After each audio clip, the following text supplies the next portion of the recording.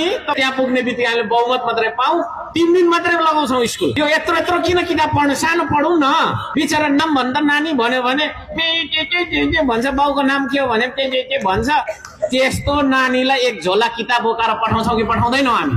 कटुमै पिसाब फेरिरहेको हुन्छ बिचरा, सानो क्या बालकले है, पिसाब फेर्न चाहिँ नसिकाउने। अनि एक झोला सकि नसकेको 10 केजीको झोला बोकाएर स्कुल पठाएर उसले पढेर के सिक्छ? पटनालीमा एउटा सानो कार्यक्रममा के बोलेको थिएँ भन्दाखेरि हामी सत्तामा पुगेपछि 3 दिन मात्र स्कुल लगाउँछौँ, 3 दिन मात्रै कार्यालय खोल्छौँ, 3 दिन मात्रै पढ्दाखेरि हुन्छ।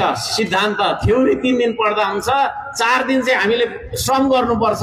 उत्पादनको क्षेत्रमा, निर्माणको क्षेत्रमा, आविष्कार र अनुसन्धान अन्वेषणको क्षेत्रमा हामीले चाहिँ नि श्रम गर्नुपर्छ। विद्यार्थीहरूले पनि प्र्याक्टिकल गर्नुपर्छ भनेर भनेको। थुप्रै मान्छेहरूले त्यसको एगेन्स्टमा पनि आफ्नो विचारहरू राखे। हामी कस्तो विद्यार्थी, हामी कस्तो शिक्षक भन्दाखेरि खतरा पढेको मान्छे एउटा बिजुलीको बल्ब बिग्रियो भने फेर्न आउँदैन। आउँछ? आउँछ? आउँदैन। हामी साह्रै धेरै पढेको मान्छे टिलिक्क परेको तपाईँको आइरनको लुगा लाउन खोज्छौँ, त्यो आफूले राखेको सर्ट सिलाउन आउँछ? आउँछ? आउँदैन।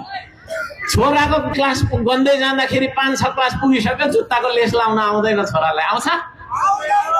म धरानमा इलेक्टेड भएर आइसकेपछि म चाहिँ विभिन्न प्रयोगहरू गरौँ भनेर एउटा सानो बिजुली निकाल्नु भनेर इन्जिनियरिङ कलेज, पूर्वाञ्चलको इन्जिनियरिङ कलेज धरानमा छ, प्रवेश हुने द्वारनेर, त्यहाँनिर त एउटा टर्बाइन बनाउनु भनेर भनेको। हामीलाई त बनाउनु आउँदैन भन्नु। किन भनेको त हामी त पढ्दा पढ्दै हैरान हुन्छौँ। अब यत्रो भोल्युम हुन्छ त कहिले पढ्ने, फेरि 3 महिनामा टेस्ट, फेरि बोर्डको इक्जाम, पढ्दै हुन्छ। हामीसँग फुर्सद पनि छैन, हामीले त बनाउन आउँदैन भन्नु।